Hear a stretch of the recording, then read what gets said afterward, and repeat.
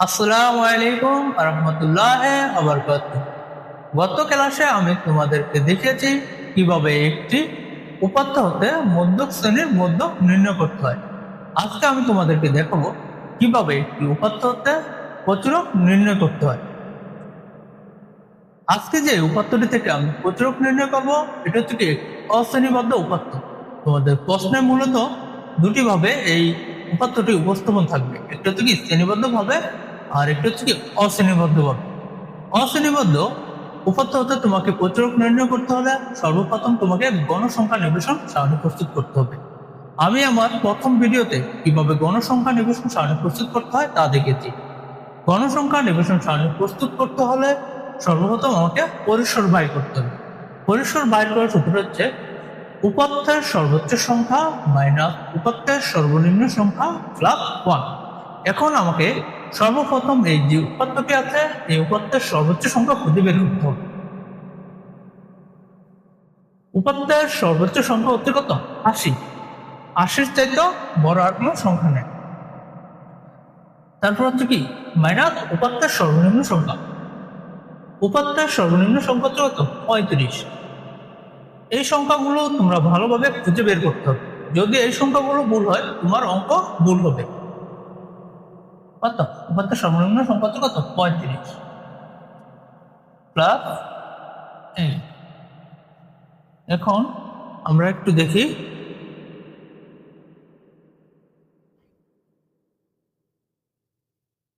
উপাত্তের সর্বোচ্চ সংখ্যা থেকে উপাত্তের সর্বোচ্চ সংখ্যা মাইনাস কত? 45। 45 যোগ কি 1 সমান কত? 46। এখন দ্বিতীয় যে উপাদানটি প্রয়োজন গণসংখ্যা নিবেশন সারণী প্রস্তুত করতে হলে তা হচ্ছে কি শ্রেণী ব্যক্তি, মানে শ্রেণীর যে ব্যবধানটা, এই শ্রেণী ব্যবধানটা, কারণ আমাকে শ্রেণী সংখ্যা বাইর করতে হলে কি শ্রেণী ব্যবধানটা প্রয়োজন আছে। এখন তোমার প্রশ্নে শ্রেণী ব্যবধান যত ধরে তোমাকে গণসংখ্যা নিবেশন সারণী প্রস্তুত করতে বলে তোমাকে ওই অনুসারেই করতে হবে। আর যদি প্রশ্নে কিছু না বলা থাকে তুমি তোমার মন মতো একটি শ্রেণী সংখ্যা বা একটি শ্রেণী ব্যবধান ধরে শ্রেণী সংখ্যা নির্ণয় করতে পারবা। আমরা শ্রেণী ব্যবধান কত? 10 ধরে আমরা আমাদের মন মতো 10 ধরে শ্রেণী সংখ্যা নির্ণয় করো। 10 দ্বারা 46-কে ভাগ দিলে কত আসে? তোমাকে প্রশ্নে যত শ্রেণী ব্যবধান ধরতে বলবে তুমি ঠিক অত ধরে বলবা যে অত ধরে কি শ্রেণী সংখ্যা নির্ণয় করবা। যদি 5 ধরে বলে তাহলে এই 10-এর জায়গায় কি করবা? 5 দিবা। পরিসর ভাগ কি শ্রেণী ব্যক্তি সমান বাড়িব কত? শ্রেণী সংখ্যা। 46-এর 10 দ্বারা ভাগ দিলে 4 দশমিক কত আসে? 4.6। 4.6। এখন দেখো এখানে আমার শ্রেণী সংখ্যাটা হচ্ছে কি একটি ভগ্নাংশ সংখ্যা। যদি তোমার শ্রেণী সংখ্যাটি ভগ্নাংশ সংখ্যা আসে তাহলে তোমাকে পরবর্তী পূর্ণ সংখ্যাটি নিতে হবে। দেখো এইভাবে নিতে হবে পরবর্তী পূর্ণ সংখ্যা। এইভাবে লেখা তোমরা পরবর্তী পূর্ণ সংখ্যাটা নিবে। যদি ভগ্নাংশ সংখ্যা থাকে পরবর্তী পূর্ণ সংখ্যা নেওয়া হয় না হলো। পরবর্তী পূর্ণ সংখ্যাটা হচ্ছে কত? 5। পরবর্তী পূর্ণ সংখ্যাটি কত? 5। এখন আমাকে পাঁচটি শ্রেণী নির্ণয় করতে হবে। এটা হচ্ছে কি মূলত কি শ্রেণী সংখ্যা। এই 5 হচ্ছে কি শ্রেণী সংখ্যা। এখন আমাকে 5টা শ্রেণী সংখ্যা নিতে হবে। 2 3 4 1 2 3 4 5। আমার 5টা শ্রেণী সংখ্যা হয়ে গেছে। তোমরা মূলত এই যে 3টা কলমে গণসংখ্যা সারণীটা প্রস্তুত করবে। একটা হচ্ছে কি শ্রেণী ব্যক্তি, 2 নম্বর গণটা হচ্ছে টালি, 3 নম্বর গণটা হচ্ছে কি গণসংখ্যা। তারপরে এই যে আমার 5টি যে পূর্ণ সংখ্যা শ্রেণী সংখ্যা বাইর করলাম এই 5টি শ্রেণী সংখ্যা নেব। এখন তোমাকে এই যে উপাত্তের শ্রেণী ব্যবধান গুলো এমন ভাবে নিতে হবে যাতে তোমাকে এই উপাত্তের একটি সংখ্যা বাদ না করে বা বাদ না যায়। এখন দেখো আমার উপাত্তের সর্বনিম্ন সংখ্যা তো কত? 35। তাহলে আমরা 31 থেকে 40 নেব। তাহলে আমার এই যে উপাত্তের যে সংখ্যাগুলো আছে এই সংখ্যা থেকে একটি সংখ্যা বাদ করবে না। তারপর হচ্ছে কত? 41। আগে আমরা শ্রেণী ব্যবধান গুলো বসে নিব, শ্রেণী ব্যক্তিটা বসে নিব। 41 থেকে কত? 50। তারপর সংখ্যাটা হচ্ছে কত? 51 থেকে 60। তারপর সংখ্যাটা হচ্ছে 61 থেকে 70, তারপর হচ্ছে কত 71 থেকে 80। এখন আমি টালি নির্ণয় করবো। টালিটা কিভাবে নির্ণয় করতে হবে? এই যে দেখো 35 আমার কোন ঘর আছে, কোন শ্রেণীতে আছে? প্রথম শ্রেণী। 35 আছে প্রথম শ্রেণী। 40 আছে কোন শ্রেণীতে? প্রথম শ্রেণীতে। এইভাবে টালিটা নির্ণয় করো। 60 আছে কোন শ্রেণীতে? 60 আছে এই যে দেখো তৃতীয় শ্রেণীতে। 38 আছে কোন শ্রেণীতে? 38 আছে প্রথম শ্রেণীতে। 50 আছে কোন শ্রেণীতে? 50 দেখো 50 হচ্ছে দ্বিতীয় শ্রেণীতে। 45 আছে কোন শ্রেণীতে? দ্বিতীয় শ্রেণীতে। 70 আছে কোন শ্রেণীতে? চতুর্থ শ্রেণীতে। 80 আছে কোন শ্রেণীতে? পঞ্চম শ্রেণীতে। 55 আছে কোন শ্রেণীতে? তৃতীয় শ্রেণীতে। 65 আছে কোন শ্রেণীতে? চতুর্থ শ্রেণীতে। 75 আছে কোন শ্রেণীতে? 75 হচ্ছে পঞ্চম শ্রেণীতে। 70 কোন শ্রেণীতে? 70 হচ্ছে আমার তৃতীয় শ্রেণীতে, চতুর্থ শ্রেণীতে। 70 হচ্ছে চতুর্থ শ্রেণীতে। 60 হচ্ছে কোন শ্রেণীতে? 60 হচ্ছে আমার তৃতীয় শ্রেণীতে। 50 কোন শ্রেণীতে? 50 হচ্ছে দ্বিতীয় শ্রেণীতে। 45 কোন শ্রেণীতে? দ্বিতীয় শ্রেণীতে। 48 কোন শ্রেণীতে? 48 দ্বিতীয় শ্রেণীতে।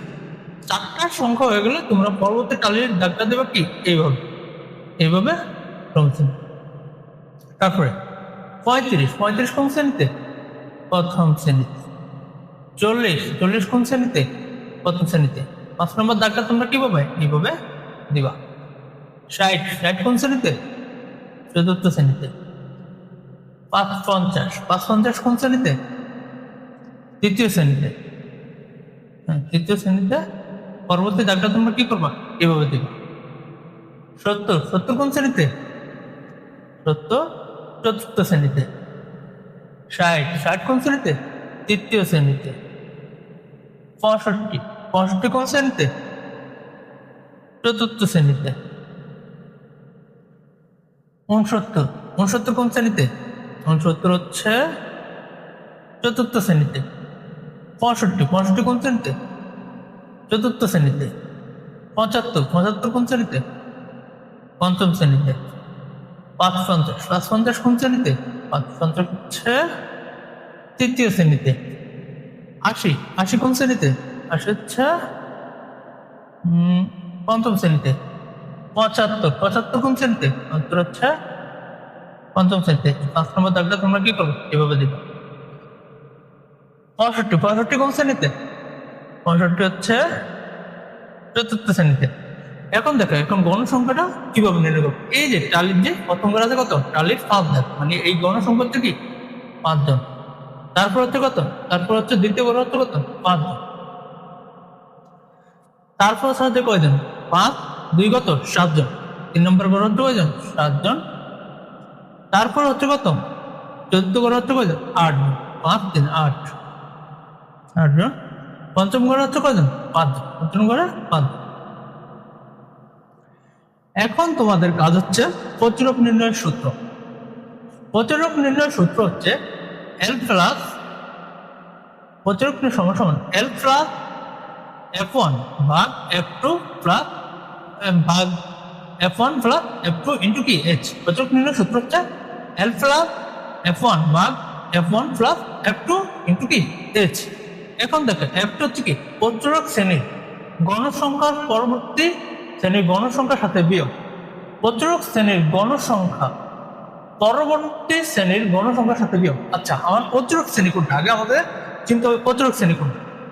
যে শ্রেণীর যেই প্রাপ্ত নম্বরের গণসংখ্যা সবচেয়ে বেশি ওটা হচ্ছে কি আমার প্রতিরূপ শ্রেণী। মনে রাখবা যেই প্রাপ্ত নম্বরের গণসংখ্যা সবচেয়ে বেশি ওটাই হচ্ছে কি আমার প্রতিরূপ শ্রেণী। দেখো 61 থেকে 70-এর গণসংখ্যা আমার কয়জন? 8 জন। অর্থাৎ এটি হচ্ছে কি আমার প্রতিরূপ শ্রেণী। এখন দেখো এল কি? এল হচ্ছে প্রতিরূপ শ্রেণীর নিম্ন সীমা। অর্থাৎ এই যে এটা হচ্ছে কি আমার প্রতিরূপ শ্রেণী, এটা হচ্ছে কি আমার প্রতিরূপ শ্রেণী।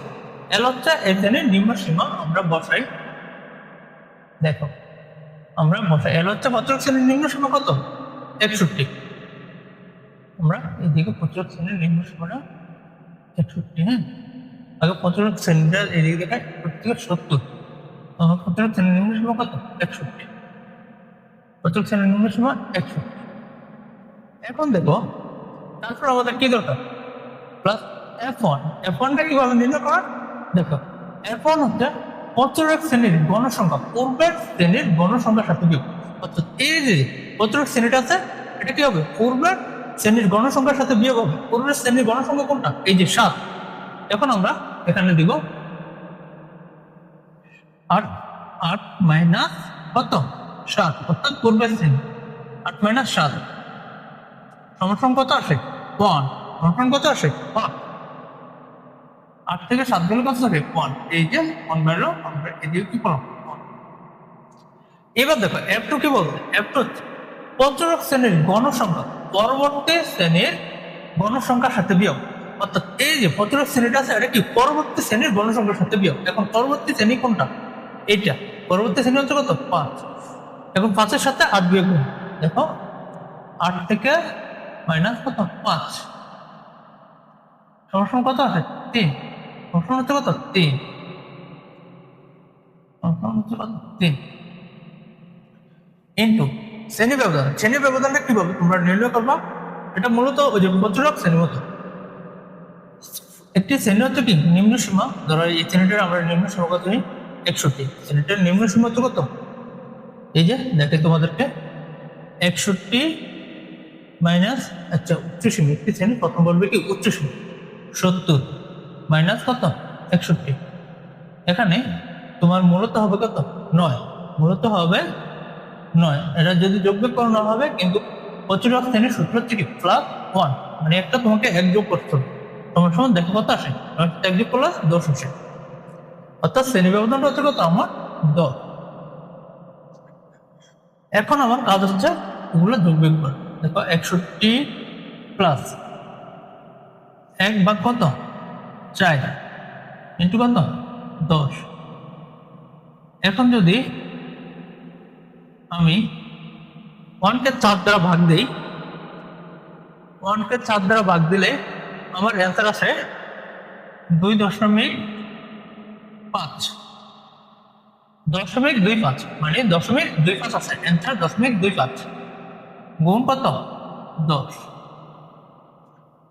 61 প্লাস 0.25 যদি 10 দ্বারা গুণ দেই তাহলে আমার অ্যান্সার আসবে 2.5। 0.25 10 দ্বারা গুণ দিলে অ্যান্সার আসবে কত? 2.5। এখন 61-র সাথে 2.5 যোগ দিলে আমার অ্যান্সার আসবে কত? 63.5। অর্থাৎ এটি হচ্ছে কি আমার প্রচুরক অ্যান্সার।